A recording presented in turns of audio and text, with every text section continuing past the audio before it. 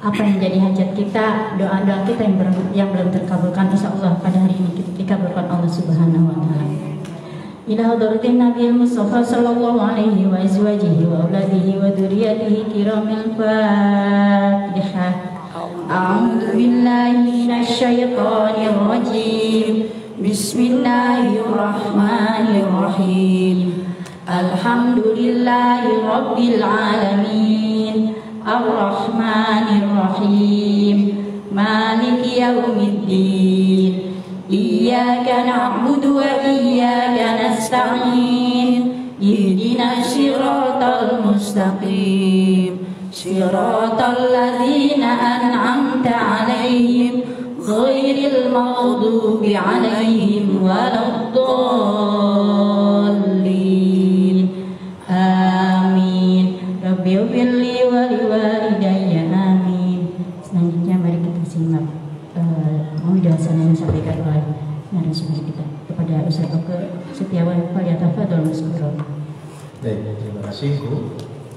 Ya, ibu-ibu yang dirahmati Allah, mari sekali lagi ya, saya mohon mungkin kita bisa berkonsen nanti membacakan tahu basmalah, sholawat Nabi dan baca Alkitab suratul Fatihah. Mari kita mulai bersama-sama. A'udzubillahi minasyaitonirrajim. Bismillahirrahmanirrahim. Allahumma sholli ala sayyidina Muhammad wa ala ali sayyidina Muhammad. Bismillahirrahmanirrahim. Alhamdulillahirabbil alamin. Ar-Rahmanir-Rahim. Maliki yaumiddin. Iyyaka na'budu wa iyyaka nasta'in. Ihdinas siratal mustaqim. Siratal ladzina an'amta 'alaihim ghairil maghdubi 'alaihim waladdallin. Amin ya rabbal alamin. Ya Allah, kami mohon ya Allah, mudahkan kami di dalam memahami, menangkap ilmu-ilmu yang nanti disampaikan ya Allah. Semoga kami bisa mempraktikkan agar tujuan kami bersama bahagia dunia dan akhirat. Amin ya rabbal alamin. Baik. Ya, assalamualaikum warahmatullahi wabarakatuh. Langsung saja ya ibu-ibu ya. Jadi semua orang, siapapun orangnya, akan menjalani namanya proses kehidupan ya. Dari kita mulai lahir, setelah itu nanti kita mati, masuk alam kubur, lalu misalnya di alam barzah, yaumul hisab, alam akhirat dan lain-lainnya panjang gitu ya. Nah, dan saya yakin semuanya pun ingin selamat, bahagia dunia dan akhirat ya, siapapun orangnya ya, dengan berbagai macam kegiatannya, semua orang ingin begitu. Nah, siapa ini yang mau bantu baca ayat? Ini kita ada Bu buka Eha dulu ya, surat 89 ayat 27 sampai 30 ya. Surat 89 ayat 27 sampai 30. Mari dibuka. 89 ayat berapa sih? 27 sampai 30. 27 sampai 30. Ya. 89 27 sampai 30.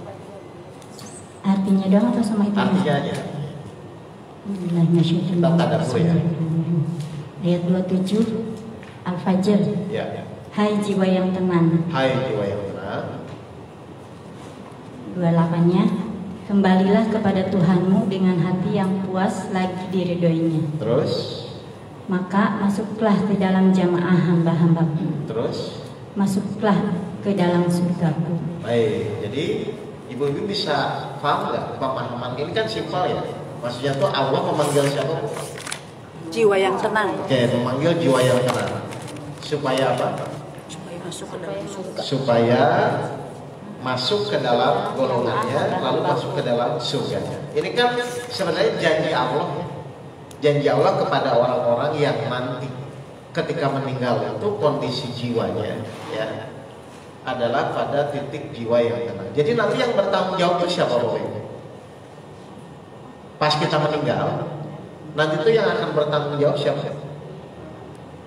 Diri kita sendiri. Diri kita. Kita sendiri, Ustaz. Coba 74 ayat 38.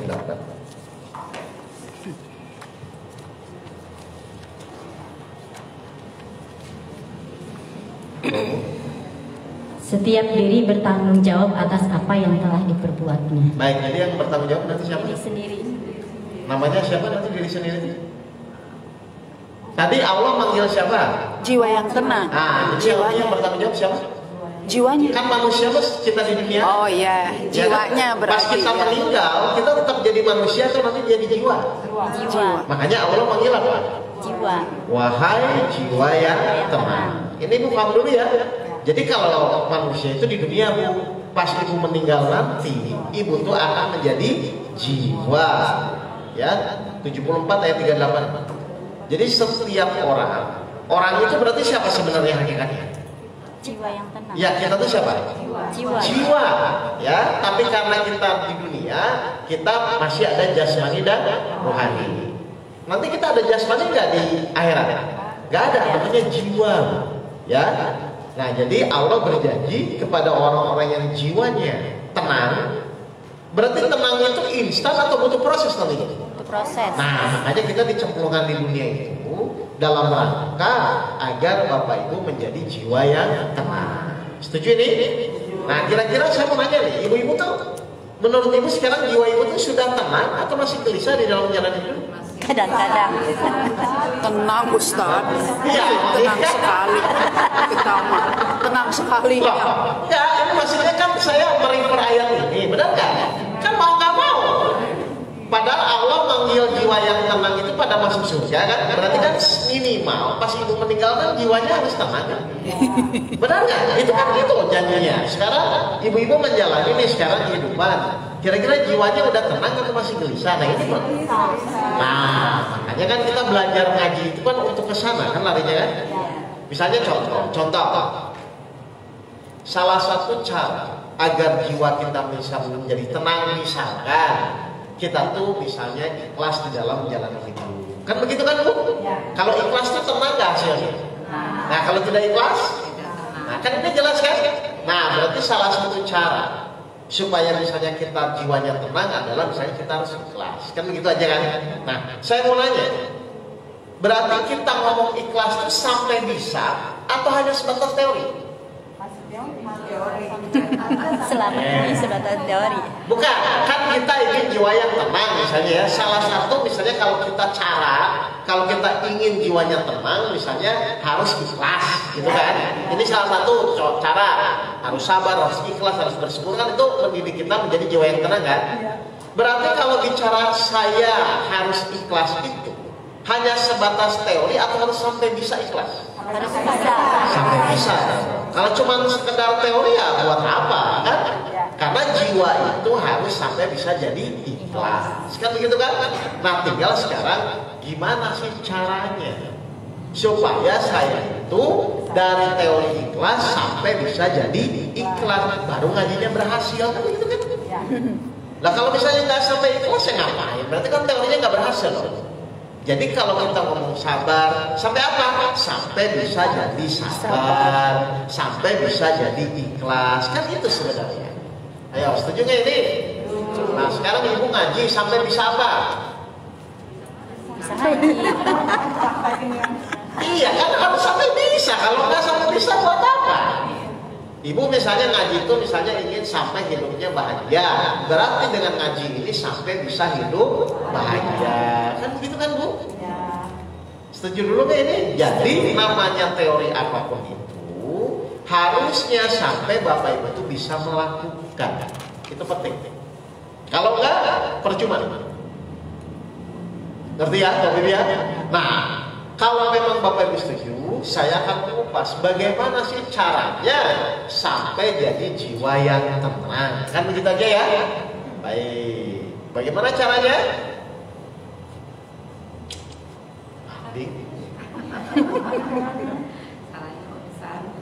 Coba, mari kita lihat gimana sih caranya supaya jiwa kita itu selalu tenang, kan begitu ya? Nanti kalau misalnya sudah tahu caranya, berarti ibu sampai harus bisa ketika ibu diberikan suatu ujian kehidupan, kan begitu ya?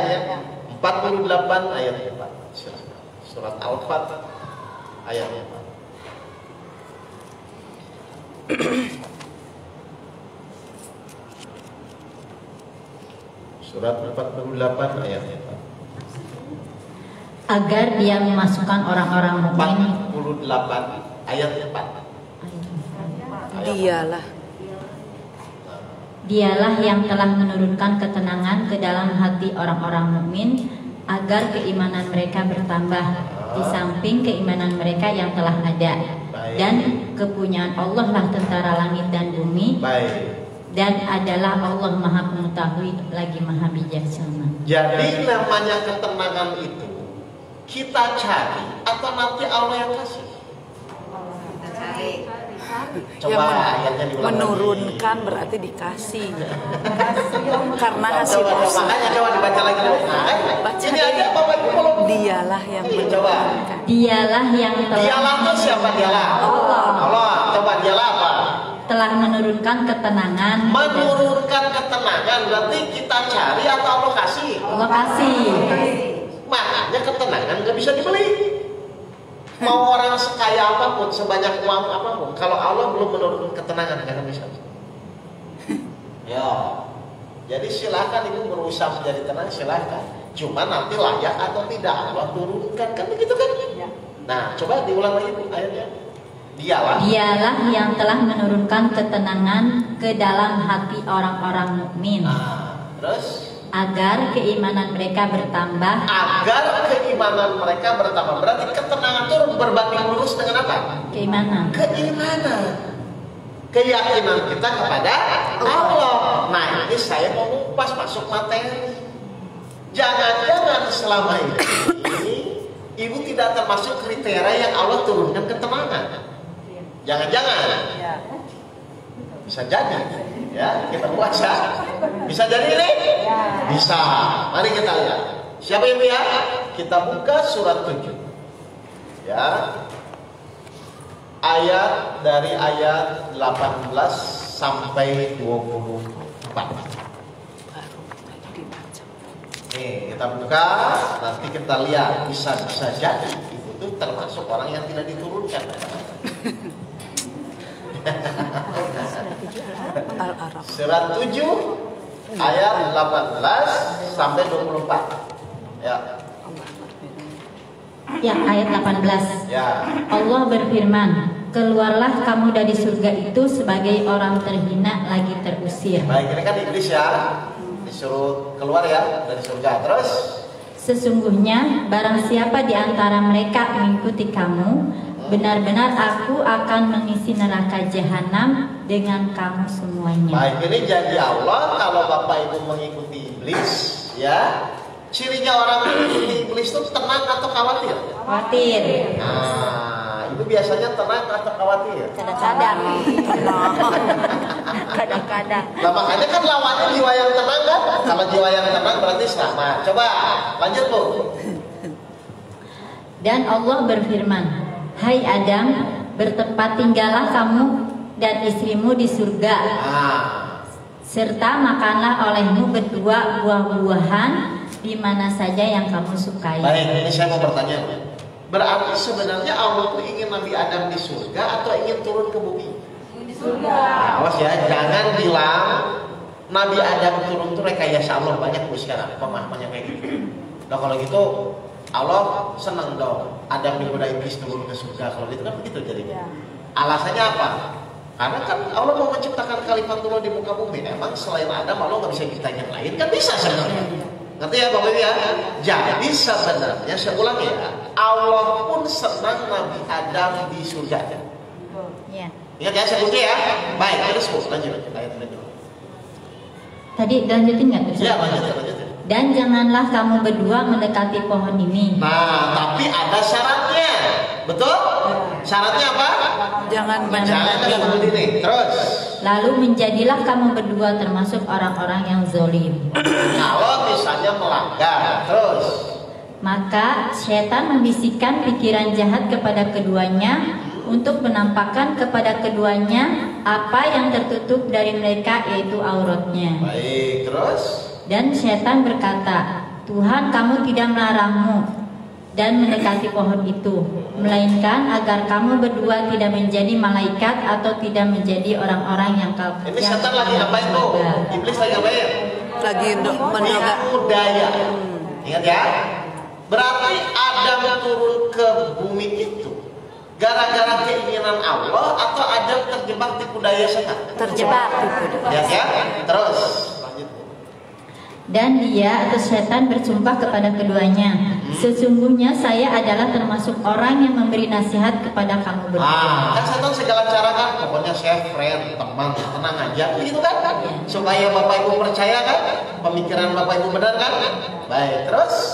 Maka setan memujuk keduanya untuk memakan buah itu dengan tipu daya. Jadi ini adalah ujian ketaatan Adam dan Hawa kepada perintah Allah kan? Ya. Nah, kira-kira Adam Hawa bertahan atau terjebak terus? Tatkala keduanya telah merasai buah kayu itu, nampaklah bagi keduanya aurat-auratnya. Baik, terus? Dan mulailah keduanya menutupinya dengan daun-daun surga. Oke, kejebak ya, terus? Kemudian Tuhan mereka menyeru mereka, bukankah aku telah melarang kamu berdua dari pohon kayu itu? Dan aku katakan kepadamu, sesungguhnya setan itu adalah musuh yang nyata bagi kamu berdua. Terus? Keduanya berkata, ya Tuhan kami telah menzalimi diri kami sendiri. Jadi salah siapa, Bu? Mereka berdua. Salah Nabi, karena terperdaya oleh iblis kan, terus? Dan jika engkau tidak mengampuni kami dan memberi rahmat kepada kami, niscaya pastilah kami termasuk orang-orang yang merugi. Oke, terakhir, lanjut. Allah berfirman, turunlah kamu sekalian. Sebagian kamu menjadi musuh bagi sebagian yang lain. Dan kamu mempunyai tempat kediaman dan kesenangan, atau tempat mencari kehidupan di muka bumi sampai waktu yang telah ditentukan. Saya sekarang mengambil pelajarannya. Jangan-jangan kita pun sebenarnya secara tidak sadar melakukan itu. Saya mau bertanya ya ini. Jawabannya simpel saja. Kenapa Allah begitu marah ketika padahal kan kalau misalnya kita pikir ya, aku kan cuma makan buah gitu loh. Tapi pertanyaan saya, kenapa kok Allah begitu marah ketika Adam dan Hawa memakan bumi? Kenapa begitu marah sampai kamu turun dari surga ini? Kan begitu ya? Pertanyaan saya, kenapa Allah begitu marah? Karena melanggar perjanjian. Ya, melanggar sih. Kita juga kan melanggar kan, maksudnya. Kan kita juga sering melanggar. Ayo, emang siapa yang melanggar kan? Tapi poin di sini, Bapak Ibu harus ngerti hakikat ini, ayat ini ya. Kenapa Allah tuh begitu marah? Ya, tidak taat kan? Nah, di balik tidak taat itu, ada nggak sisi lain yang harus Ibu nanti petik pelajaran untuk kita nanti pas menjalani kehidupan? Kenapa Allah begitu marah? Saya ingin tahu aja, karena ini hakikat hidup di sini. Nanti Bapak Ibu akan biasanya juga secara nggak sadar, berarti saya juga melakukan itu. Gitu. Ayo, nggak apa-apa, salah juga nggak apa-apa. Ya mungkin. Kenapa kok? Boleh. Nggak ngerti nggak penjelasan? Ini kan sebenarnya logikanya cuma makan hulbi, kan begitu kan? Tapi Allah sampai kamu turun, gitu kan? Kan ini benar-benar apa ya? Maksudnya itu sesuatu yang sebenarnya menurut kita sih biasa aja makan hulbi kan? Dan tidak taat secara umum orang masih bilang tidak taat kan? Tapi simpelnya sekarang kenapa Allah tuh begitu murka dengan kasus ini? Karena menduakan dengan iblis. Kenapa? Karena berarti Allah diduakan dengan iblis. Hampir benar. Ayo. Ini nanti kita ketemu, kita sering terjadi seperti itu soalnya di dalam kehidupan. Baik, saya kupas ya ibu-ibu. Kenapa akhirnya Allah begitu murka? Karena pada saat itu berarti Adam lebih mempercayai iblis ketimbang Allah. Iya, karena diduakan dengan iblis. Kan sebenarnya ini kan bukan masalah hulbinya. Ini adalah masalahnya saat itu Adam lebih percaya kepada iblis ketimbang Allah. Saya mau bertanya, waktu ibu diberikan suatu permasalahan, ibu tuh lebih percaya kepada janji Allah atau kepada masalah? Sekarang lebih percaya sama janji Allah. Ibu kadang-kadang lebih percaya dengan logika itu. Ya, ibu kadang-kadang lebih percaya, aduh nanti begini, nanti begitu. Ketimbang ibu lebih tidak percaya kepada janji Allah. Loh, Allah saya melihat marahnya itu bukan karena makan butinya, karena saat itu Adam lebih percaya kepada iblis ketimbang janji-janji Allah yang Allah sampaikan.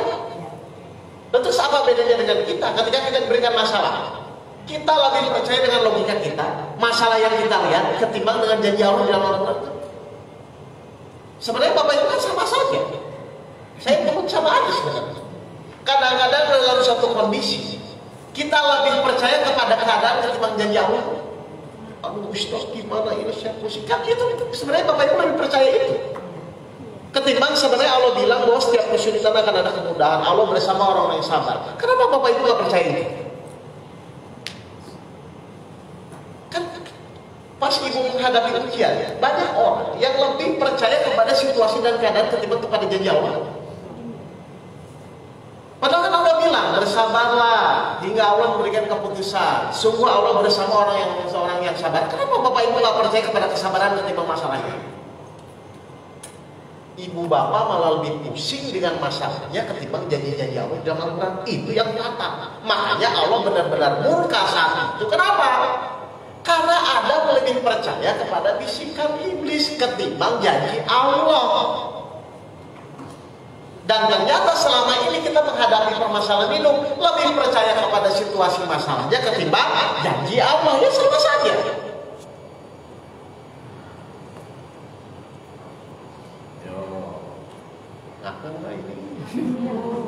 Bukan, guys gitu teh cek Allah teh. Ustaz, apaan yang menciptakan Nabi Adam juga Allah? Betul. Bukan cek Allah teh henteu kieu nya. Aduh, ieu berarti aya nu salah kunaon Adam tergoda iblis aya kitu teh. Loh kan? Coba dibaca lagi 7 yang ayat 23-nya coba. Coba aja dibaca lagi. Tadi pada dibaca isuk-isuk tapi datang yang. Coba dibaca lagi 7 yang surat 7 ayat 23-nya coba. Keduanya berkata, ya Tuhan kami telah menzolimi diri kami sendiri. Apa? Telah menzolimi diri kami sendiri. Kan itu bukan Allah kan sudah wanti-wanti iblis adalah musuh nyata kan gitu kan? Tapi Adam sendiri sadar loh kita tuh menzolimi. Kenapa dia menzolimi dirinya sendiri? Karena dia lebih percaya sama iblis ketimbang janji Allah. Jadi orang yang menzolimi dirinya sendiri itu apa? Lebih percaya kepada masalah, kepada logika dia ketimbang janji-janji Allah di dalam Al-Quran. Itu orang yang menzolimi diri. Makanya Allah bilang menyembah Allah terus murni bahwa total kepada Allah saja. Kalau Bapak Ibu masih percaya kepada hal di luar janji Allah, Bapak Ibu termasuk orang-orang yang seperti ini. 22 ayat 31. Kan banyak orang yang lebih percaya kepada situasi, keadaan, masalah ketimbang janji Allah kan banyak. 22 ayat 31. Dengan ikhlas kepada Allah tanpa mempersekutukan sesuatu dengan Dia, barang siapa mempersekutukan sesuatu dengan Allah, maka adalah ia seolah-olah jatuh dari langit lalu disambar oleh burung. Jadi ibu tuh seperti kayak dibuang gitu aja. Ketika ibu lebih percaya dengan situasi dan keadaan ketimbang dengan janji Allah, maka ibu itu sama saja dengan orang yang jatuh disambar petir, sambar burung sudah. Ya habis semua keimanan Bapak Ibu gitu. 22 ayat 31. Kita kan sering nih Bu, dengan keadaan itu kan kadang-kadang melihat masalah kok begini, bukan kembali lagi kepada janji Allah kan sebenarnya kan. Ibu cuma bagaimana kok masalah saya begini kayaknya berat Ustadz, akhirnya banyak alasannya begitu kan. Padahal maksud Allah ngasih masalah, saya mau nanya nih. Allah ngasih masalah itu maksudnya supaya ibu menderita atau supaya keimanan ibu meningkat? Keimanan kita meningkat. Nah terus kenapa nggak yakin kepada janji Allah? Jadi sebesar apapun masalah Bapak Ibu kan, kalau Bapak Ibu percaya, ya jalan aja sudah. Kenapa mesti bingung dengan masalahnya? Toh nanti juga Allah yang menyelesaikan, toh bukan ibu-ibu juga.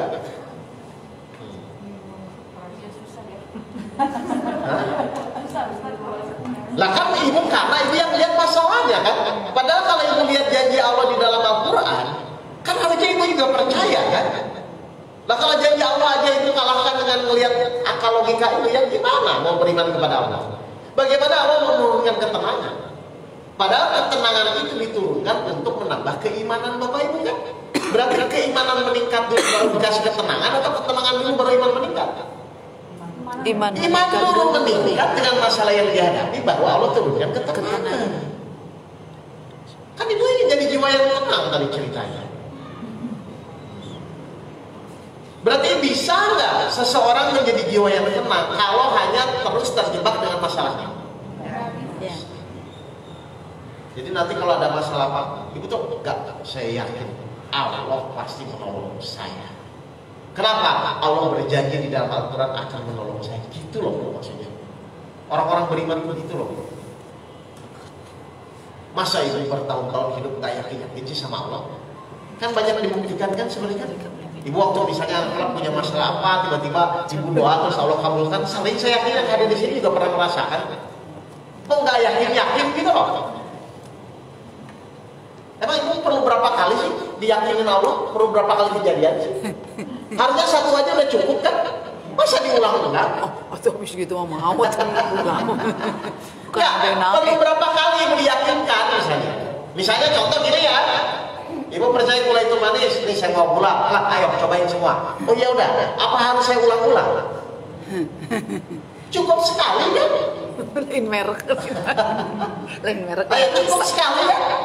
Simpan gula, semua nyobain, yakin manis, pasti yakin. Saya mau nanya, Allah tuh pernah nggak membuktikan ibu punya masalah terus Allah selesaikan? Pernah.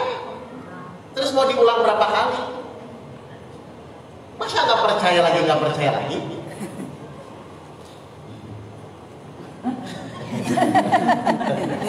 Seri sih ibu. Masa mau diulang lagi bu?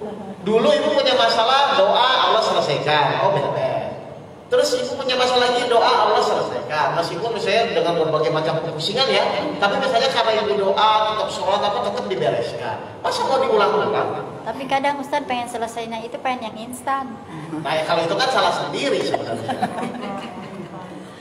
Coba 18 ayat 50 kan. Sampai diulang-ulang aja tetap aja manusia. Dibacanya 18 berapa?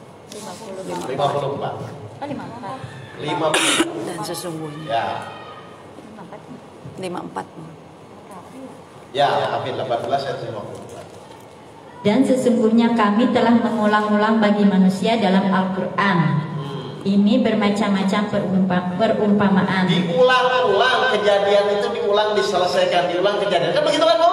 Terus? Dan manusia adalah makhluk yang paling banyak membantah. Membantahnya pelan-pelan. Soal ngaku gitu ya. Enggak, itu kurang contoh apa lagi sebenarnya.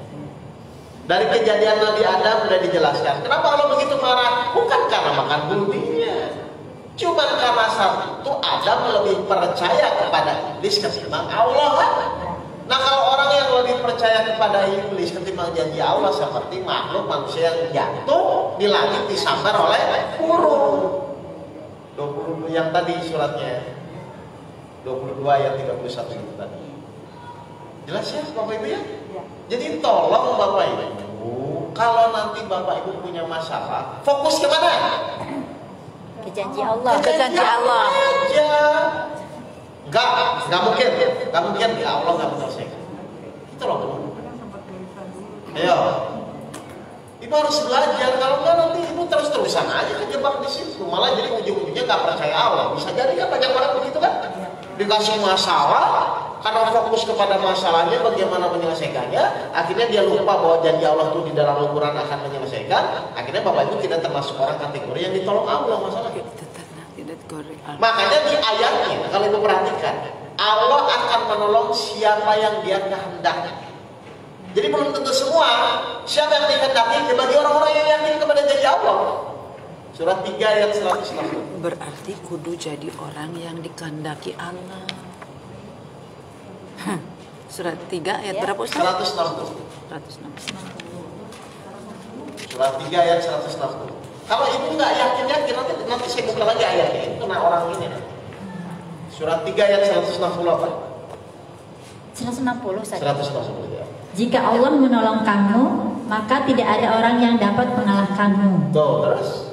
Jika Allah membiarkan kamu, tidak memberi pertolongan, maka siapakah gerangan yang dapat menolong kamu? Kan nggak ada kan selain Allah yang bisa nolong kan? Nah terus ini nih, coba terus. Karena itu hendaklah kepada Allah saja orang-orang mukmin bertawakal. Baik. Jadi kan Bapak Ibu juga nggak bisa kan mengatur Allah untuk menolong Bapak Ibu atau tidak.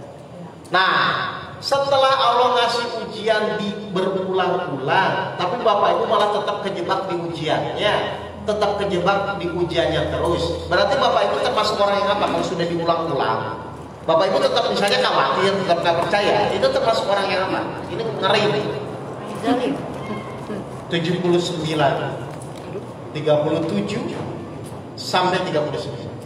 Kalau Bapak Ibu sudah dikasih kejadian, tetap nggak percaya, dikasih kejadian tetap lagi begitu. 79, 37 sampai 39. Surat An-Nazi'at. Oh, yang gua pokok. Adapun orang yang melampaui batas. Baik, termasuk orang yang apa itu? Lah terus gimana nggak percaya janji Allah? 79, 37 sampai 39. Dan lebih mengutamakan kehidupan dunia. Nah, itu kan fokusnya ke masalah, bukan kepada keimanan kan? Kalau fokus ke masalah berarti fokusnya ke dunia atau akhirat? Dunia. Nah, terus apa kata Allah? Maka sesungguhnya nerakalah tempat tinggal. Jadi kalau ibu dikasih kejadian masih begitu terus sikapnya, termasuk orang apa ya? Melampaui batas, diulang-ulang, dikasih tahu berulang-ulang, begitu terus. 79, 37 sampai 39. Jadi intinya sebenarnya, saya ulangi ya, semua permasalahan itu sudah ditahan, sudah disesuaikan dengan keimanan kita saat ini. Tinggal pertanyaannya, percaya atau tidak percaya. Kalau Bapak Ibu percaya, jalani dengan keyakinan, dan pasti Allah akan membukakan jalan keluar. Padahal kalau dipikir nggak percaya pun, kan tetap harus dijalani. Beri ngomel. Ya, tapi kan rugi akhirnya. Rugi. Ibu tidak mendapatkan ketenangan yang Allah janjikan kepada orang-orang yang beriman ketika menghadapi suatu permasalahan. Yo. Si ayah sampai tengah sare, nah kita tidak beriman. Halo Bu. Paham nggak ini?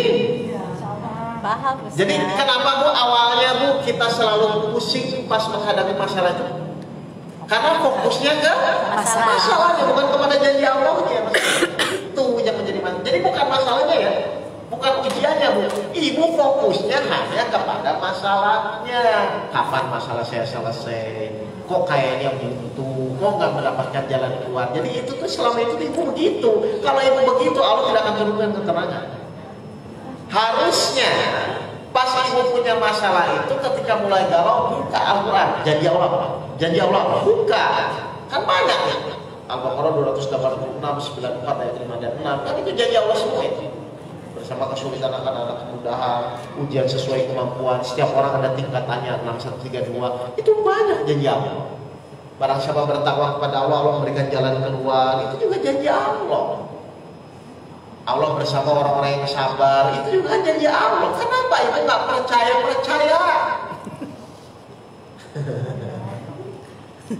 Ngajinya gak hatam-hatam, Ustaz.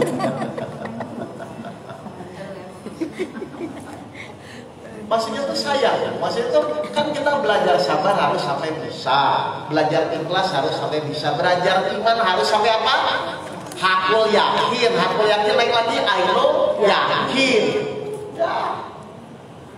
Benar-benar kalau sudah total yakin kepada Allah, selesai itu bahagia ya. Kelamun geus bahagia. Mau masalah sebesar apapun, kalau itu sudah yakin apa sih masalahnya? Cok, masalah sebesar apapun, kalau ibu berikan apa sudah yakin, gak ada masalah. Kalau sudah yakin ya, insya Allah Allah pasti menyelesaikan. Bukan kesombongan, keyakinan kita bahwa Allah akan menolong dan menyelesaikan. Tapi kitanya tetap berikhtiar ya Ustadz ya. Lah, fungsinya ikhtiar itu memang dilakukan untuk meningkatkan keyakinan. Kalau nggak ikhtiar, iman itu nggak akan meningkat. Jadi Allah nyuruh kita ikhtiar itu fungsinya untuk meningkatkan keyakinan.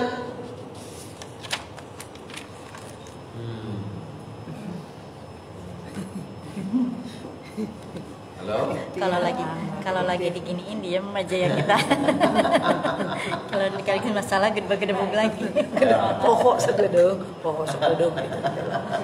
tuh orang kayak inget deui. Enggak, memang dasarnya manusia itu kan memang harus selalu diingatkan, benar nggak? Makanya kan di awal asr dijelaskan semua orang berada dalam kerugian kecuali orang-orang yang saling menasihati di dalam kebaikan dan kesabaran, kan begitu ya? Dan memang ternyata bersilaturahmi, tolabul ilmi ini sangat wajib hukumnya. Untuk apa? Meluruskan lagi cara-cara berpikir kita yang mulai melenceng, kan begitu? Kenapa? Setan menggoda setiap detik. Bapak Ibu sengaja setiap minggu. Dari sini aja kan nggak balance. Setan kan goda setiap detik. Kita setiap minggu. Lebih istiqomah yang mana? Apa diakumulasi? Setiap detik Enggak, sebenarnya saya mau nanya ya, ngaji yang sebenarnya tuh di sini atau di luar sana? Di luar sana. Di luar sana ngaji yang Di dia sebenarnya. teorinya. Di sini teorinya. Nanti minggu di luar praktek, minggu depan datang lagi, kan begitu kan? Mengevaluasi dari praktek ngaji itu di jalanan. Jadi ngajinya itu sebenarnya pas menjalani masalah kehidupan, di sini teorinya. Selalu pohon. Maksudnya jadi ilmu yang dipelajari di ngaji itu prakteknya setelah ibu keluar dari sini. Tujuannya biar apa? Biar semakin yakin dengan janji-janji Allah. Apa itu sebenarnya? Masa nggak mengerti Bu? Mengerti Ustaz, tapi ngejalaninnya. Loh, memang kan prakteknya saat di luar sana setelah ngaji. Prakteknya sulit, Nah, bagus. Sulit itu karena melihat masalahnya atau fokus kepada janji Allah? Masalahnya. Tadi bilang dari tadi saya bilang.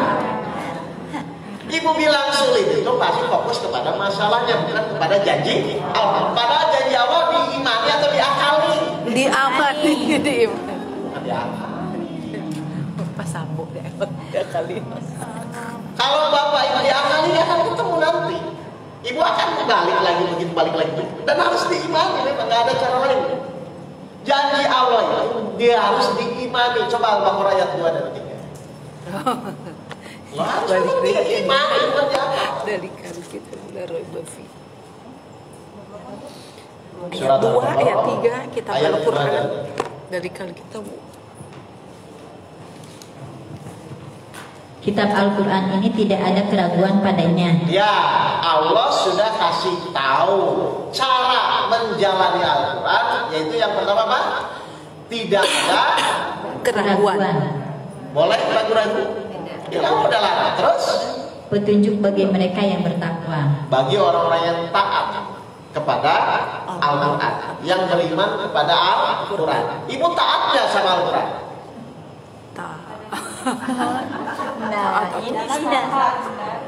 Iya, memang harus berusaha kan, tapi minimal ibu punya goal, ujungnya harus taat gitu loh maksudnya, bukan kepada pusing masalahnya, pokoknya harus taat gitu loh, arahnya harus ke sana kan. Faham? Bagaimana caranya supaya taat? Ayat 3-nya coba perhatikan. Yaitu mereka yang beriman kepada yang goib. Stop. Yaitu mereka yang beriman Pada yang goib. yakin kepada apa?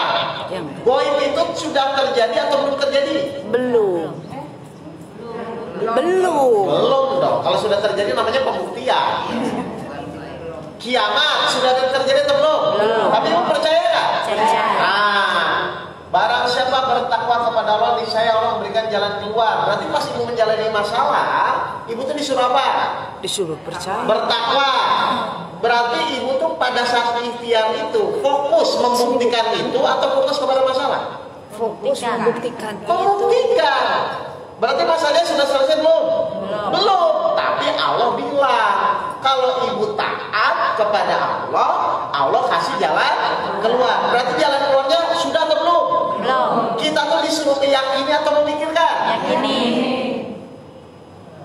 Kenapa disuruh mikir? Kan beda. Jadi namanya beriman itu sudah terbukti atau belum terbukti kalau beriman? Belum. Belum. Makanya kita dan disuruh yakin dulu. Ini masalah datang nih. Ibu tuh pas masalah datang tuh yakin nggak Allah ngasih jalan keluar? Yakin. Ya sudah, dengan keyakinan itu ibu jalani. Itu namanya iman. Kalau sudah terbukti gak usah yakin lagi. Beli dulu di pasar Jati Asih. Saya ulang lagi, padahal ibu udah dikasih contoh berulang-ulangnya dari dulu sama Allah. Kok gak yakin-yakin terus? Contoh simpel lah Bu, ibu dulu waktu pertama nikah nggak bilang saya nggak punya apa-apa misalnya. Padahal kalau dihitung dengan logika, misalnya nggak mungkin, tapi kan tetap hidup, punya rumah dan lain-lain juga. Loh, ya, ini hal yang simpel aja gitu loh. Masa nggak yakin? Allah menjamin rezeki setiap makhluk. Di dia udah gitu kan. Ya. Budaknya pinter. Nggak, coba atau saya balik cara meyakinkan ibu itu apa sih? Terbukti dulu. Kalau terbukti dulu ya nggak mungkin, nggak usah pakai iman dong. Kalau sesuatu yang sudah terbukti itu nggak usah pakai iman. Lalu pasti nggak Allah membuktikan? Pasti. Untuk apa? Meningkatkan keimanan. Jadi salah satu fungsinya ujian itu biar ibu tuh imannya meningkat. Bukan pusing dengan masalahnya. Ibu dikasih ujian itu biar iman ibu meningkat, bukan pusing dengan masalahnya. Pak Ustaz, gimana caranya biar iman kita meningkat? Nah, kalau iman ingin meningkat, akal mesti dipakai nggak? Dipakai.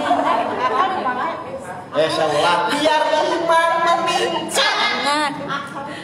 Akal masih simpen we heula. Ibu, ngerti nggak iman? Iman tuh di mana? Akal di mana? Sini. Saya ulang, biar iman meningkat, akal masih dipakai nggak? Boleh. Ulah. Kalau misalnya sekarang kita akalnya di mana? Apa itu naik-naik. Kayak akalnya dari kan cek akal sehat teh Akal dipakai itu buat mikirin sesuatu di luar keimanan atau suruh mengikuti Al-Quran. suruh mengikuti Al-Quran. Selama ini akal dipakai apa? Di luar mengikuti Al-Quran. Jadi setelah dipakai karena lamun pakai buat akal. mengikuti Al-Quran dan buat bukan untuk mikir yang lain-lain. Nanti dari mana itu di Al-Quran, nanti dari mana? Nah maksud saya itu Ustaz, akalnya buat mikirin Al-Quran. Cangus tadinya. Cangus. Padahal emang jadi akal itu mendukung keimanan, bukan melunturkan keimanan. Ini pasti akalnya dipakai mikir yang lainnya. Akal itu maksudnya untuk Allah nih. Oh iya, udah bingung galau. Tapi Allah bisa memberikan rezeki dari yang tidak saya sangka. Enggak, saya yakin itu loh maksudnya. Bukan aduh pusing uang dari mana lah. Kalau itu ngikuti Al-Quran nggak akalnya. Ya makanya akal itu ngikuti Al-Quran maksudnya. Kata Al-Quran Allah bisa nolong kapan saja dimanapun dan Allah punya jurus akwal berkehendak terjadi maka jadi pun fayakun. Percaya nggak? Ya buktikan. Nah susah lagi kan? Pakai akal atau pakai iman itu? Pakai akal. Itu nggak boleh tahu kan? Lo yang tidak mungkin Allah bisa jadikan mungkin loh Bu. Disambung ketangkep jauhnya kan itu pakai akal ya. Coba 3 ayat 47. 3 ayat 47. Padahal saya udah berapa tahun di sini. Maryam berkata, "Ya Tuhanku, betapa mungkin aku mempunyai anak. Bagaimana mungkin aku punya anak? Kan begitu kan? Terus? Padahal aku belum pernah disentuh oleh seorang laki-laki pun." Baik, Siti Maryam ngomong dengan iman atau dengan akal? Iman. Akal. Bagaimana mungkin? Bagaimana Lo wajar kan? Iya. Benar nggak? Tapi ketika akal sudah tidak bisa menjangkau, Allah ngajarin apa? Terus lanjut. Allah berfirman, "Demikianlah Allah menciptakan apa yang dikehendakinya. Apabila Allah berkehendak menetapkan sesuatu, maka Allah hanya cukup berkata kepadanya, jadilah, maka jadilah." Allah ingin Maryam masih berpikir atau langsung pakai iman? Iman. Karena Allah bilang, udahlah, kalau saya berkehendak, kan begitu kan? Maka saya bisa mengatakan jadilah, maka jadilah. Sudahlah Bapak Ibu, seberat apapun masalah Bapak Ibu, kalau Allah nanti mengatakan, hei masalah selesai, selesai ya. Tapi untuk siapa? Orang-orang yang beriman. Lo percaya nggak ini? Percaya Ustaz. Ya udah kalau itu jalannya aja.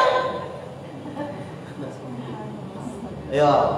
Jadi ketika akal nanti sudah mikir liar, apa yang harus dilakukan? Buka Al-Quran lagi. Kembali lagi ke Jangan dibiarin liar, buka lagi Al-Qurannya. Kalau enggak itu kejebak terus nanti. Jadi jangan pakai debt collector. Kalau udah nggak sanggup pikir tuh jangan terus diikutin akalnya, buka Al-Qurannya. Enggak, insya Allah pasti nolong saya. Itu loh. Coba surat 3 ayat 38 sampai 40. Bisa bertahun-tahun gak yakin yakin. Surat 3 ayat 38 sampai 40. Ali Imran. Di sanalah Zakaria berdoa kepada Tuhannya, seraya berkata, "Ya Tuhanku, berilah aku dari sisi Engkau seorang anak yang baik." Nih, Nabi Zakaria kan berdoa minta anak. Terus Sesungguhnya Engkau Maha mendengar doa. baik. Ini kan benar nih berdoa kan? Nah, coba lihat. Nabi Zakaria larinya ke iman atau ke akal lagi. Ini contoh aja ya, tapi Nabi Zakaria insya Allah keimanannya tinggi lah dibandingnya. Terus Kemudian malaikat Jibril memanggil Zakaria. doanya dikabulkan kan? Sedang ia tengah berdiri melakukan sholat mihrab, katanya. Terus Sesungguhnya Allah menggembirakan kamu dengan kelahiran seorang putramu Yahya. sudah terjadi belum? Belum. Baru ilham wahyu kepada Zakaria kan begitu kan? Terus Yang membenarkan kalimat yang datang dari Allah, menjadi panutan, menahan diri atau dari hawa nafsu. oke, doanya dikabulkan nggak Bu? Dikabulkan. Kalau doanya sudah Allah kabulkan, meskipun nggak masuk akal, terjadi nggak? Terjadi. Benar. Berarti ibu tetap jalan itu meskipun tidak mungkin atau masih pikir-pikir? Harusnya dijalani. Nggak. Ibu ini nih cerita ini. Kenapa harus dijalani? Karena sudah yakin doanya dikabulkan. Itu pentingnya dia. Terus, nah ini tapi lihat sudah dikabulkan malah ngomongnya. Ayat 40-nya Ustaz. Dia, Zakaria berkata, "Ya Tuhanku, bagaimana aku bisa mendapat Benar terus dia. Ya Tuhanku, bagaimana aku bisa mendapat anak sedang aku telah sangat tua dan istriku pun seorang yang mandul." Padahal tadi udah kamu dikabulkan nggak tahu lah. Iya. Udah dikabulkan, tapi Nabi Zakaria kembali kepada apa? Masih percaya apa? Tuh Nabi wae gitu, kamu gitu. Bukan Nabi wajib, kan alasannya. Lo bukan ini contoh maksudnya kan kalau sudah. Coba terus lanjut sampai pasal. Terus? Allah berfirman, "Demikianlah Allah berbuat apa yang dikehendakinya." Sudahlah kalau itu kehendak Allah, udah suka-suka Allah. Kenapa ibu selalu mengukur Allah dengan akalnya? Pelajarannya apa? Jangan coba-coba ukur Allah dengan logika dan akal berpikir Bapak Ibu, nggak akan nyampe. Tinggal Bapak Ibu beriman atau tidak kepada Allah. Udah itu aja sekarang. Gak usah banyak alasan. Percaya atau tidak kepada Allah. Dan udah kalau percaya jalan dengan bahagia.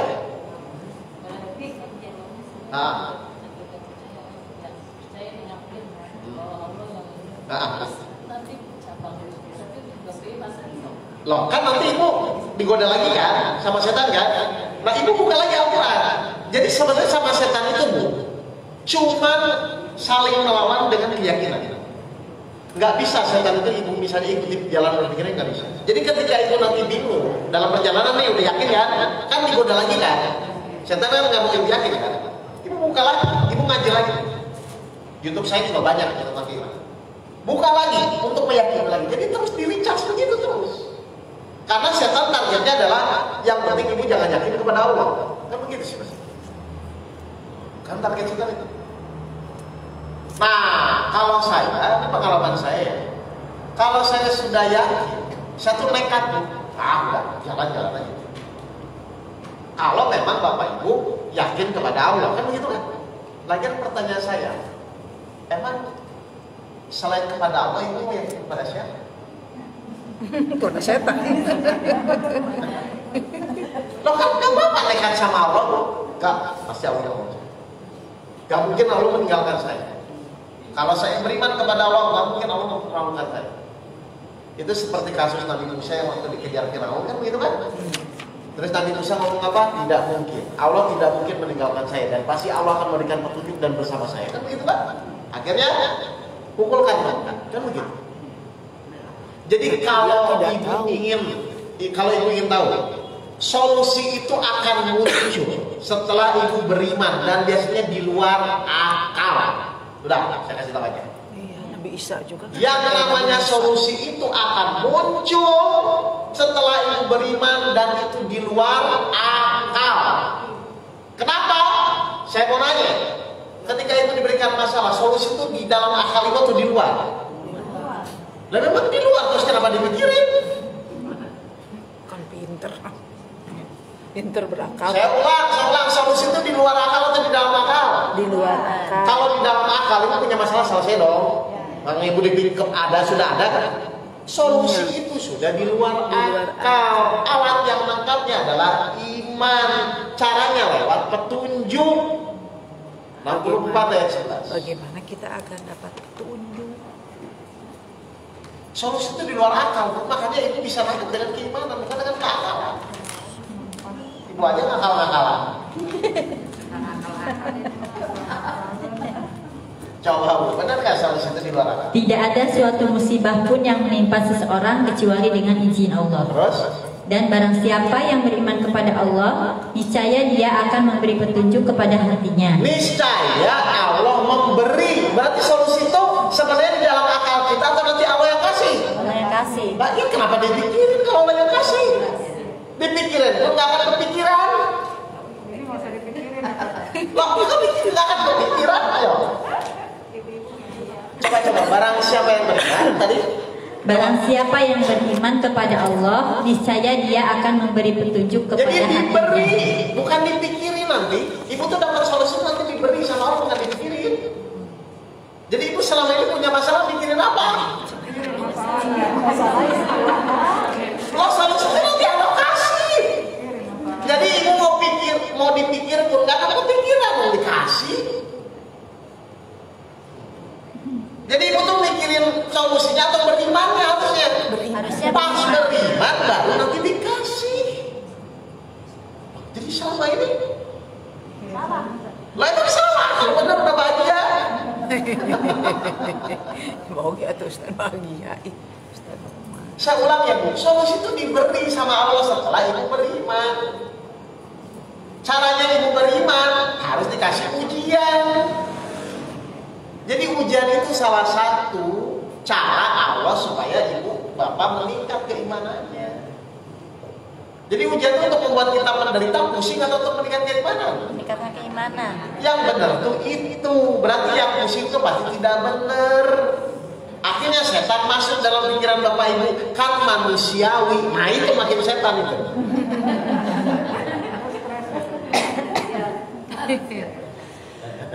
Berarti selama ini iman saya belum benar, Ustaz. Itu nanya ke Ustaz, nanya. Loh iya, itu kan pembenaran. Sebenarnya itu pembenaran Bu, agar ibu tidak diberi petunjuk sama Allah. Jadi saya tuh dari awal sampai akhir Bu, itu dibuat tipu daya terus. Sehingga itu dibuat logikanya terulang-balik gitu loh. Kan dibuat seperti itu logika ini, terus saja dibuat pikiran ini begitu. Mikirin masalah, kan gitu kan. Coba saya mau nanya, sepintar apapun bapak ibu, kalau Allah belum ngasih petunjuk, selesai nggak masalahnya? Ya tidak akan ada. Terus selama ini ibu tuh ngapain kalau punya masalah berarti? Cari kemana? Kalau Allah belum kasih juga nggak akan bisa kok. Nggak bisa. Nih, saya kasih contoh ya. Benar nggak kita tuh tidak memiliki apapun? Buktinya mati juga cuma bawa kapan, itu pun bukan milik kita kan? Coba dibuka dulu. Surat 4 ayat 120. Surat An-Nisa 120. Nah. Wah, ini tauhidnya harus terus ditingkatkan.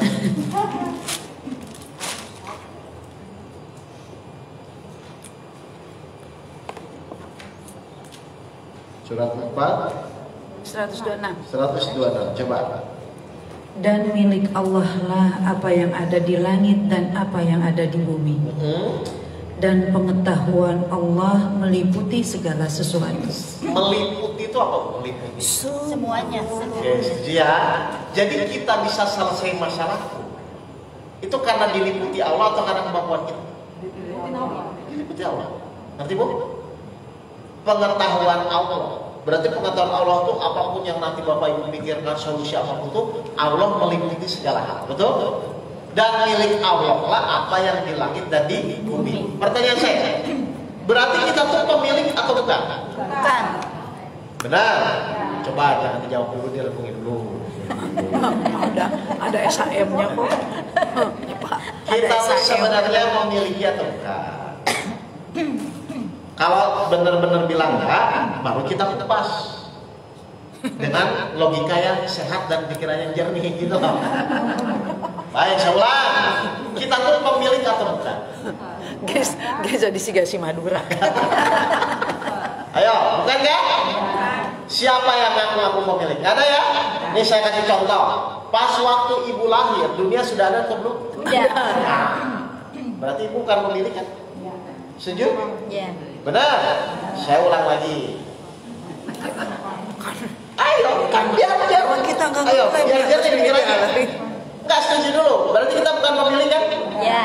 Berarti masalah itu kita miliki atau titipan? Titipan. Lah kalau titipan kenapa pusing?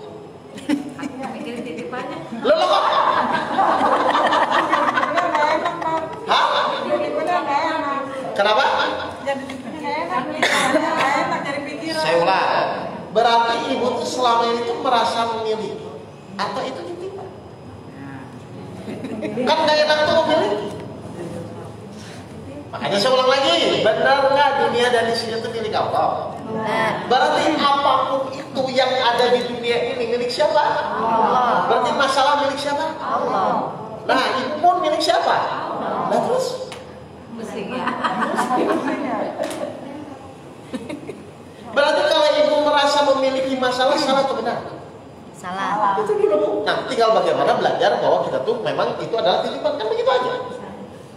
Nanti saya ajarin caranya supaya kita titipan, itu saya ajarin. Cuma maksudnya tuh saya menyadarkan dulu bahwa semua yang apapun ibu terima itu hanya titipan.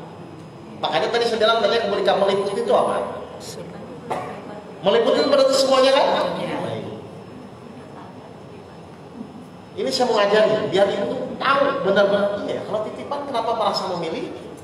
Contoh merasa memiliki, Ustadz saya punya masalah. Ayo, berarti kan memiliki. Iya. Oh berarti nanti. Ayo. Nanti kalau ketemu Ustadz itu saya ketitipan masalah. Ustadz mau di sini. Semua saya. Ayo, benar nggak? Iya. Kalau ibu ngomong saya punya masalah itu milik siapa? Saya. Wah, padahal masalah milik siapa? Allah. Wah, saya punya masalah. Salah. Jadi nanti harus benar kalau bicara. Nah, makanya tadi saya bilang tolong jangan dijawab dulu, dipikirin dulu kan. Loh ini kan real tuh. Jadi saya ulang, benar nggak semua itu titipan? Benar. Tapi sekarang ibu masih merasa memilikinya? Masih. Tinggal pusing. Ayo. Kan buktinya pusing kan? Nah ini saya akan mengupas. Pertanyaan kedua, benar nggak ibu tuh pusing pas dikasih masalah karena ingin menyelesaikan? Benar. Kalau ingin menyelesaikan itu berarti titipan atau yang punya? Yang punya. Lah iya makanya, tapi merasa punya kan? Ayo merasa punya kan? Ini salahnya dari awal tuh konsep pola berpikir ini sudah salah. Mari kita lihat 10 ayat 107. Nih saya langsung praktek ya 10 ayat 107 ya. Tuh ke depan. 10 ayat 107. Siapa yang bantu saya Bu ya? Tuh Bu Erni ke payung. 10 ayat 107 nggak di situ aja. Oh di situ aja. Coba. Saya mau praktekkan, baca dulu ayatnya 10 ayat 107. Dan jika Allah menimpakan suatu bencana kepadamu, Kalau Allah ngasih bencana nih Bu ya kepadamu, Bu itu siapa? kita, Manusia ya, nih ngasih bencana nih, ngasih terus. maka tidak ada yang dapat menghilangkannya kecuali Dia. Berarti harus Allah ya ambil. Ini lihat ya masalah Ibu ya. Allah ngasih masalah nih, ngasih. Terus maka tidak ulang. Maka tidak ada yang dapat menghilangkannya kecuali Dia. Nanti diambil lagi ya. Jadi mekanisme masalah itu gimana? Dikasih, diambil lagi. Tinggal sabaralila cicing didinya nang gitu. Lo nanti jangan mikirin dulu, kita ngerti dulu ini. Lo kok nanya? Lah terserah yang mau ngambil kan? Lo nah, kan berarti salah sendiri saya bilang. Saya ulang lagi, mau coba ulang lagi. Ini harus di kepalanya harus hafal, Pak. Hafal. Dan jika Allah menimpakan suatu bencana kepadamu, maka tidak ada yang dapat menghilangkannya kecuali Dia. Nanti diambil lagi. Setuju? Ya. Nah, tinggal sekarang pertanyaan bagaimana supaya Allah mengambil masalah ini kan? Tapi Ibu setuju dulu nggak pasal itu berarti nanti Pak? Setuju. Setuju? Kalau setuju, berarti sekarang kita akan fokus bagaimana supaya diambil kan? Ya. Nah, pertanyaan simpel. Kalau Ibu pas dikasih masalah itu merasa bermasalah, berarti Ibu amanah nggak menerima masalah itu? Enggak. Padahal orang kenyataannya pas dikasih masalah itu biasanya merasa bermasalah atau merasa bersyukur terhadap masalah itu. Nah, kalau merasa bermasalah diambil nggak sama Allah? Nah, itu tahu jawabannya. Jadi kapan Allah itu akan mengambil masalah kita? Kalau kita bersyukur. Kalau kita sudah tidak merasa bermasalah terhadap apa yang Allah kasih. Pasti Allah kasih. Pasti Allah ambil. Kita buka surat Al-Baqarah 172. Sih, langsung kita kalau mau ambil Allah, kalau itu belum terus akan diambil. Al-Baqarah 172, surat 2 172. Lihat, perhatikan. Wahai orang-orang yang beriman, Ya, 172. Ya, 172. makanlah dari rezeki yang baik Terus? yang kami berikan kepada kamu. Terus. Dan bersyukurlah kepada Allah jika kamu hanya menyembah kepada Ulang, dan bersyukurlah. Dan bersyukurlah kepada Allah jika kamu hanya menyembah kepada Jadi cirinya orang menyembah kepada Allah apa? Selalu bersyukur. Berarti kalau ibu tidak bersyukur menyembah atau tidak?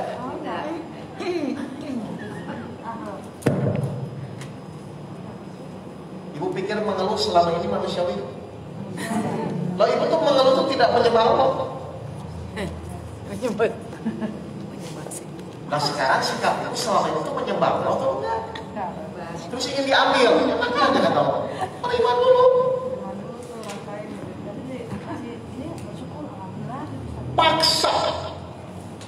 Paksa. Padahal ibu pikir bersyukur tidak bersyukur dia tetap masalah mental. Tapi ketika ibu bersyukur, Allah pasti ambil masalah itu. Paksa. Karena ketika ibu tidak bersyukur, ibu tidak termasuk orang yang menyembah Allah. Itu masalah.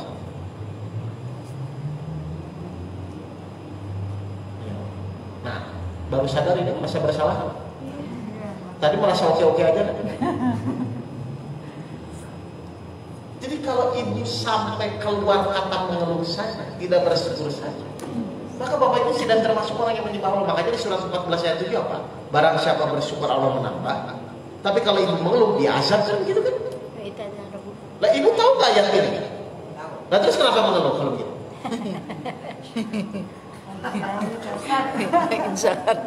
Ya. Kalau suami selingkuh itu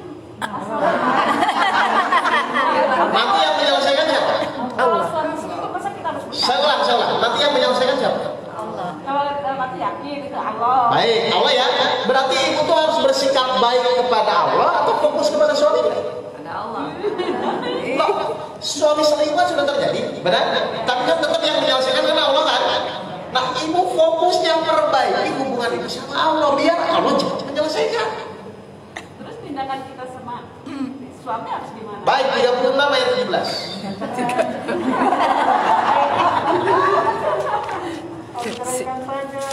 Ya itu pilihan kan Pak? Oh iya. 36 ayat 17. Dan kewajiban kami hanyalah Ulang dulu menyampaikan. Bu, pelan-pelan Bu. Biar ini tuh ayat tuh bukan sekedar ayat ya, tapi benar-benar harus paham ya. Coba Bu, sekali lagi.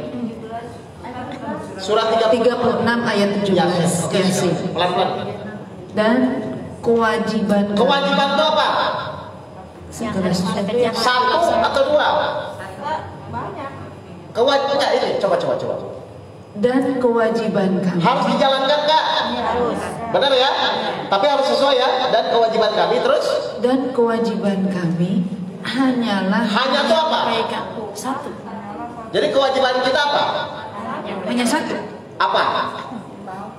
Itu. Coba. Menyampaikan perintah Allah. Hanyalah Menyampaikan. tugas ibu apa? Kecuali yang begitu. Menyampaikan atau berubah? Selama ini.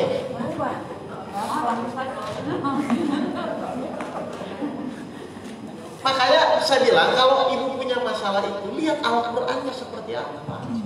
Jangan mengikuti hawa nafsunya sendiri.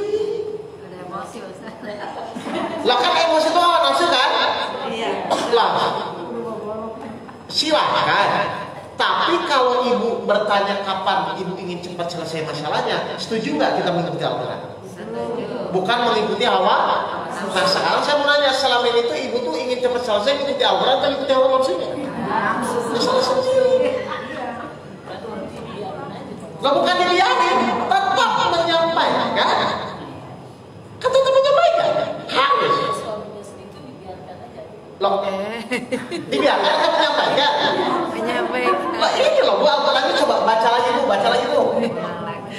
Dan kewajiban kami hanyalah menyampaikan. Berarti dibiarin atau tetap menyampaikan? Harus diomongin. Tapi masalah dia nanti berubah tidak berubah, ibu marah nggak? Jangan. Berarti ibu mau berubah atau menyampaikan? Yang berubah. Enggak, tadi saya ulang. Setuju nggak kalau ibu ingin cepat selesai, ibu ikuti Al-Quran bukan hawa nafsunya? Setuju. Kalau ibu benar-benar mengikuti, Setuju. selesai nggak masalahnya? Selesai. Pasti selesai. Tinggal ini ujian ibu, mengikuti hawa nafsunya atau mengikuti Al-Quran, kan begitu aja. Kalau mengikuti hawa nafsunya berarti sesat, kalau mengikuti Al-Quran di jalan yang lurus, kan begitu kan? Nah ini tuh yang lucu tuh, mengikuti hawa nafsunya tapi ingin selesai. Gimana coba? Akhirnya bukan selesai, makin panjang. Jadi tetap menyampaikan ya? Tetap. Karena itu kewajiban kita sebagai manusia, sambil tetap berdoa mudah-mudahan Allah berikan jalan keluar. Kok marah juga tetap udah selingkuh kan? Ya ini mau marah-marah juga tetap udah selingkuh kan? Sambil berdoa sambil cubit.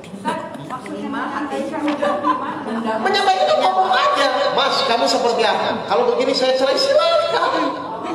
Loh silakan, tapi tidak berubah atau tidak berubah. Iya. Kan banyak Ustaz tuh yang suka si istrinya menggerebek suaminya gitu. Loh, silakan, tapi ibu tujuannya apa? Menyampaikan kebenaran bahwa selingkuh itu salah, atau ibu ingin marah-marah biar suaminya apa? Pokoknya menyampaikan itu luas ya Bu ya. Bisa misalnya datang, bisa ngomong, itu silakan, tapi niat kita hanya menyampaikan. Nah kalau marah tuh ibu apa yang dimarahin karena dia tidak berubah, sekarang menyampaikan. Milih orang. Iya, selingkuh disampaikan, kamu salah gini-gini, clear kan?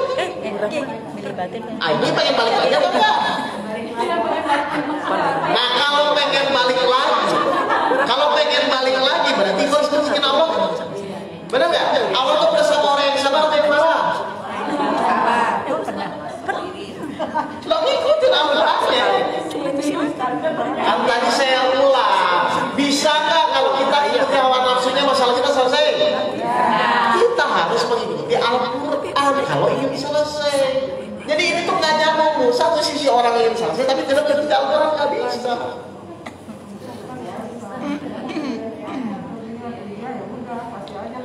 Loh, betul. Dan saya pertanyaan kedua, bisa nggak Allah cari suami yang lebih baik? Bagi siapa? Bagi yang mengikuti Al-Quran. Loh, hidup ini sementara loh. Paling ini sama suami itu berapa tahun lagi? Bukan nyumpahin. Nah, semuanya pasti akan berlalu. Loh, nanti Allah yang mengatur itu kalau benar-benar mengikuti Al-Quran. Kita lah saya ulang lagi, kamu tuh percaya sama Al-Quran? Percaya. Lah kalau percaya kenapa ngikutin hawa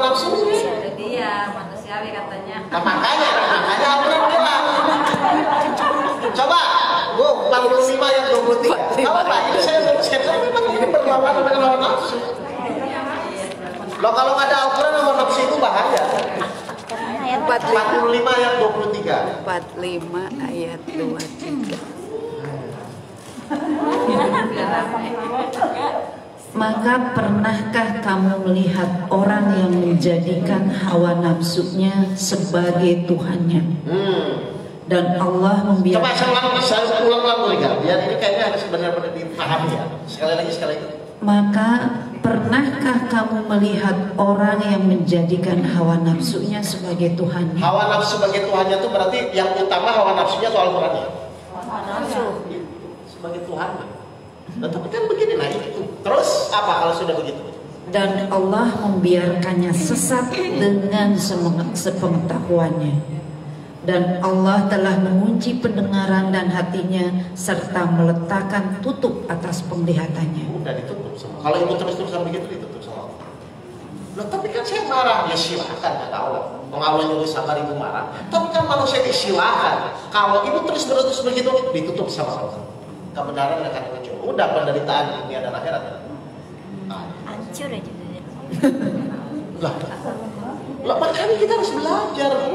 Kita buang ego kita kalau memang Al-Quran mengatakan gitu loh. Lah itu disuruh puasa selama ini Ramadan disuruh apa? Untuk apa sih? Puasa untuk mengendalikan hawa nafsu. Biar meskipun hawa nafsu itu nggak enak, sakit, ibu tetap komitmen ikuti Al-Quran gitu loh, Bu.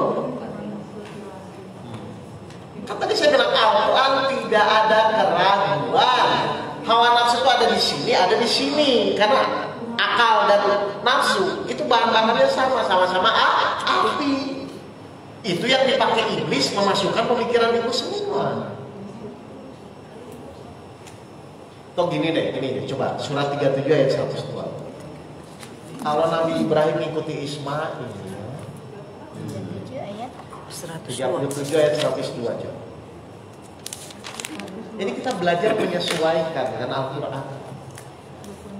Maka ketika anak itu sampai pada umur sanggup berusaha bersamanya, sudah balik ya Ismailnya ya, terus Ibrahim berkata, "Wahai anakku, sesungguhnya aku bermimpi bahwa aku menyembelihmu." Coba kalau itu mengikuti hawa nafsu, apa diterima ya? Enggak.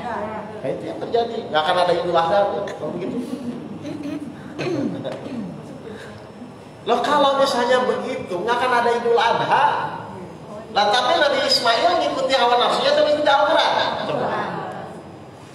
Maka pikirkanlah bagaimana pendapatmu. Nah, disuruh mikir kan? Ibu kalau dimikir pasti berbulan-bulan. Dia nggak mikir lah ini, karena dia udah pakai iman terus. Dia Ismail menjawab, "Wahai ayahku, lakukanlah apa yang diperintahkan Allah kepadamu." Ikuti Al-Quran atau ikuti hawa nafsunya? Al-Quran. Berarti jadi disembelih atau enggak? Enggak. Ujiannya lulus nggak? Lulus. Apa yang bisa disimpulkan? Berarti ujian itu hanya untuk meningkatkan derajat nafsu. Semakin ibu taat kepada Allah, semakin cepat Allah ngasih jalan keluar. Kan jadi begitu. Barang siapa bertakwa kepada Allah, Allah memberikan jalan keluar. Nah kalau ibu nggak taat sama Allah, nggak akan. Kalau cuma ibu, tapi kan Ustaz tersinggung sakit, udah nggak akan keluar. Nggak akan dapat jalan keluar, saya yakin. Loh, ibu tuh pengen masalah cepat selesai atau lama selesai? Ya taat sama Allah meskipun ini nggak enak. Justru saya mau nanya, kalau Allah ingin melatih hawa nafsu kita, Allah itu harus buat kejadian yang sesuai keinginan kita atau yang tidak sesuai? Lah itu makanya dibuatlah tidak sesuai. Biar ibu tetap taat atau tidak. Ketika taat, satu Allah bisa rubah suamiku, atau yang kedua Allah ganti suami yang lebih baik. Itu gampang, waktu itu urusan Allah. Tugas itu taat. Kalau kuana siapa? Karena perintah Allah. Jadi ini bukan masalah keinginan Bapak Ibu, ini masalahnya perintah Allah.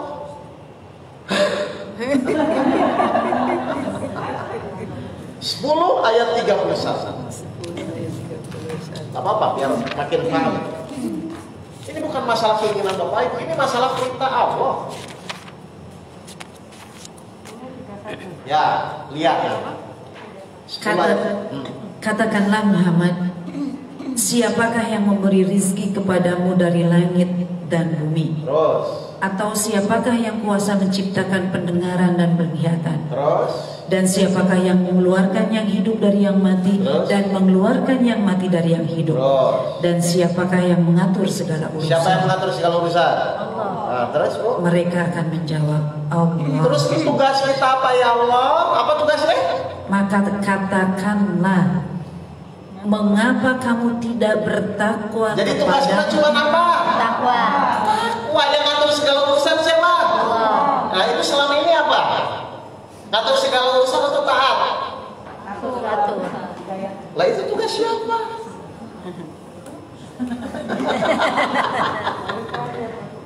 Kita tuh cuma disuruh ada kejadian taat, melatih hawa nafsu kita, taat jadi sabar, taat melatih hawa nafsu kita. Nanti Allah yang ngatur segala urusan.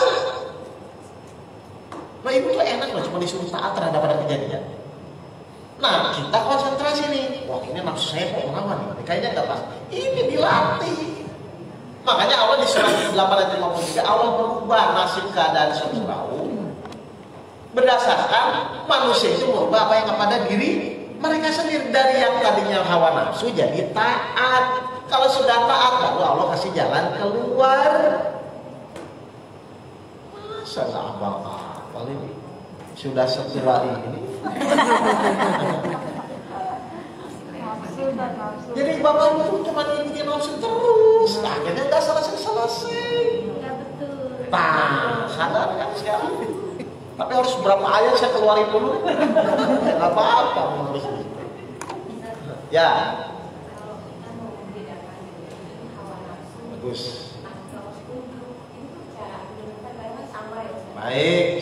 Saya mau nanya, hawa nafsu itu ujung-ujungnya kekhawatiran, kemarahan, atau ketenangan? Kemarahan, kekhawatiran. Enggak, bukan hawa nafsu itu. Ujung-ujungnya kekhawatiran, kemarahan, atau ketenangan? Pasti ke sana, Bu. Kalau petunjuk, ketenangan. Bagus. Ya udah, kalau gitu saya kunci lagi. Coba dikupas lagi ayat. 64 ayat 11. Diulang ya, Tadi. 64 ayat 11. Pilihan tuh, itu mau petunjuk atau harus pilihan pas pukulan pertama. Silakan, 64 sudah saya ulang tadi itu ayat 1. Tidak ada suatu musibah pun yang menimpa seseorang kecuali dengan izin Allah. Saya mau nanya, ibu tuh pas dapat musibah tuh melihat musibahnya atau melihat izin Allah? Harusnya. Jadi kalau dari awal itu cuma lihat kejadiannya pasti hawa nafsu. Kalau ibu setiap kejadian hanya melihat kejadiannya pasti hawa nafsu.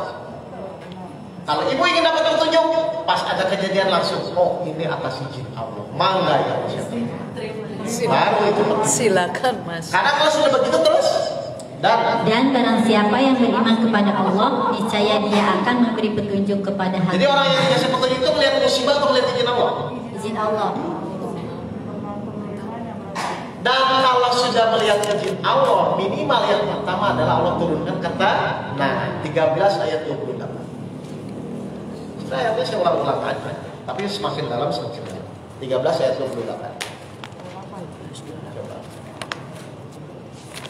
Apa? Benar nggak kalau kita melihat Allah tuh langsung tenang? Yaitu orang-orang yang beriman dan hati mereka menjadi tentram dengan mengingat Allah. Oh, terus? Ingatlah, hanya dengan mengingat Allah lah hati menjadi tentram. Hanya. Jadi kalau ibu tanya, ini tuh petunjuk atau hawa nafsu? Ibu tanya dulu, ibu lihat kejadiannya atau lewat izin? Karena hanya orang-orang yang mengingat Allah, Allah akan turunkan kata. Nah saya mau nanya, selama ini ibu bertahun-tahun itu lihat Allahnya atau lihat kejadiannya? Kejadiannya. Tapi ingin kasih petunjuk begitu? Iya.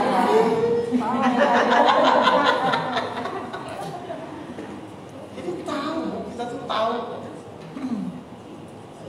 Nah makanya kemarin saya bilang, ayo aku latihan. Ada kejadian itu jangan nilai emosi. Oh ini izin Allah ya. Baik ya Allah, saya terima. Zikrullah itu loh maksudnya. Jadi jangan dulu emosi. Suami selingkuh itu emosi dulu atau izin Allah dulu? Emosi dulu. Nah ya sudah, makin susah. Ya makanya kan emosi itu kan mengikuti nafsunya kan Bu. Padahal kita wajib mengikuti Al-Quran.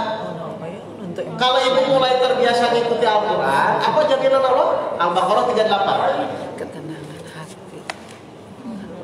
Kalau ibu mengikuti Al-Quran, apa jaminan Allah? Silakan.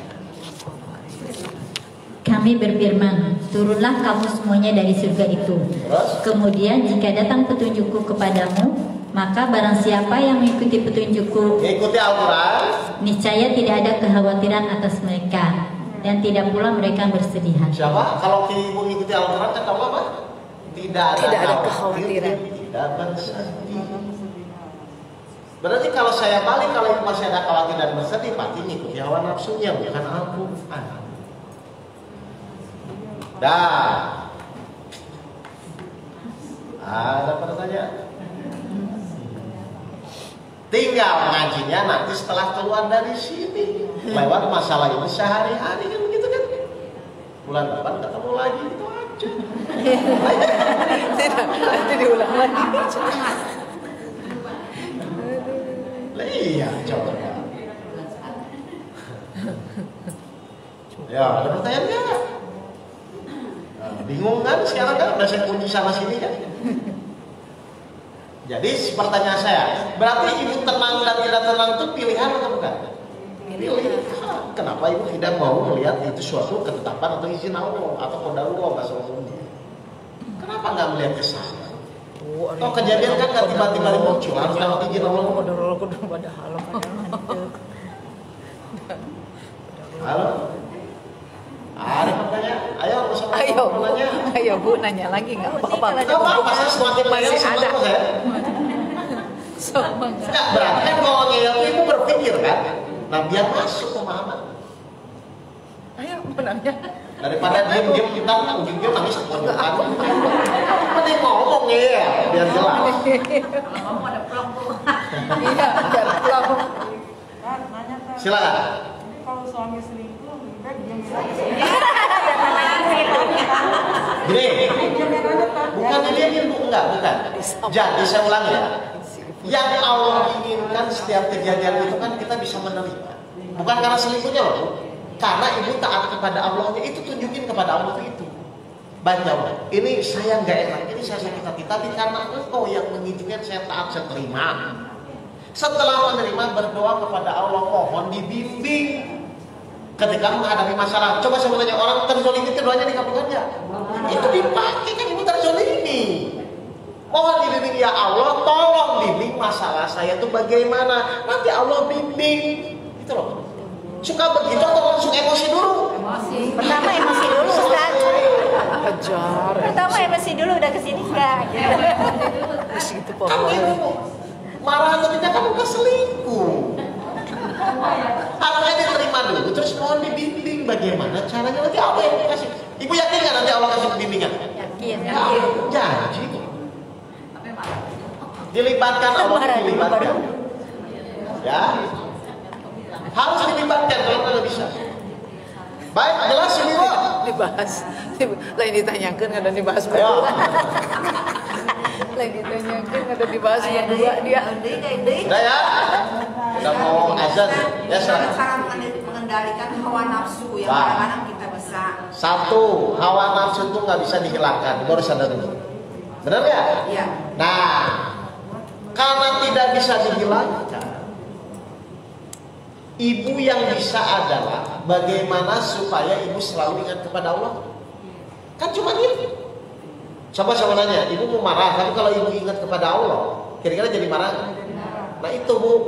Nah, metode yang paling gampang adalah tadi saya bilang, saya balik aja. Yang membuat ibu marah itu kejadian apa ya? Biasanya yang simpel aja. Misalnya, Ya menyebalkan. anak nakal kan ibu ingin mengendalikan kan? Berarti nanti pas ibu pulang ke rumah, kalau anak nakal, saya langsung ingat sama Allah. Ngerti kayak ini? Jadi pas nanti ada anak nakal, ibu tuh fokus kepada Allah. Ingat apanya? Ini sudah terjadi atas izin Allah. Berarti Allah ingin ibu taat atau ibu marah ke anaknya? Taat dulu, terima dulu. Nah setelah menerima, kewajiban kami hanya menyampaikan, bukan untuk merubah, tapi hanya menjalankan perintah Allah. Pasti emosinya kurang.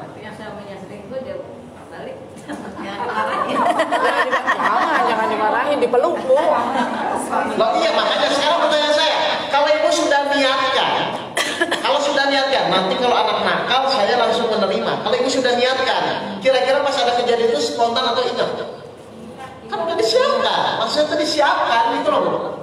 Kan ibu paling rutinitas itu kan sehari-hari kan itu aja yang membuat ibu marah paling apa sih, anak nakal, makian misalnya gitu ya. Nah itu tuh disiapkan. Saya nanti kalau anak nakal, saya langsung mau latihan sabar, kan bisa. Nah jadi rutinitas ibu kan macam-macam, nakal apa, marah itu gara-gara apa kan? Nah ibu niatkan itu. Disiapkan, lo disiapkan sekarang. Pokoknya kalau anak nakal saya mau pakai latihan sabar. Sekarang ditulis, itu bukan tulisan tuh bukan disimpan. Susah nulis dong, susah kan? Lo jangan pikir, tulis dulu. Saya tulis, pokoknya tulis. Nanti kalau anak nakal saya siap menerima. Itu. Jelas ya? Pak, yaudah waktunya udah habis. Ngerti Pak Ibu ini? Ya, mudah-mudahan semakin lama harusnya ibu semakin latihan. Listnya disiapkan. Anak nakal siap menerima. Suami selingkuh siap menerima. Semua. Mertua itu ibu anggap sebagai masalah atau sarana latihan? Latihan. Saya kalau mertua saya lagi begini, pokoknya saya akan latih, saya harus jadi sabar dengan mertua itu. Karena kalau ibu secepatnya sabar, secepatnya Allah nolongin. Itu udah benar. Nah, jelas Bapak Ibu ini? Baik, terima kasih. Mari sebelum kita tutup kajian ini, kita baca hamdalah bersama-sama dan doa kafaratul majelis. Alhamdulillahirabbil alamin. Subhanallahumma wa bihamdika asyhadu an la ilaha illa anta astaghfiruka wa atubu ilaik. Wabillahi taufiq wal hidayah. Assalamualaikum warahmatullahi wabarakatuh. Waalaikumsalam warahmatullahi wabarakatuh. Demikian kajian kita pada hari ini, masih tentang kehidupan Bu. Kalau tentang kehidupan masih seru aja Bu. Mudah-mudahan kita semua yang hadir di sini bisa menerima ujian yang Allah berikan kepada kita apapun itu, kan insya Allah Allah yang akan menolong semuanya, sehingga kita menjadi orang yang tenang di dalam menjalani kehidupan ini. Dengan bahagia tausiah tadi, maka usai pula pertemuan kita pada siang hari ini. Saya sebagai pembawa acara mohon maaf apabila ada kata-kata yang kurang berkenan. Akhirul kalam, billahi taufiq wal hidayah. Assalamualaikum warahmatullahi wabarakatuh.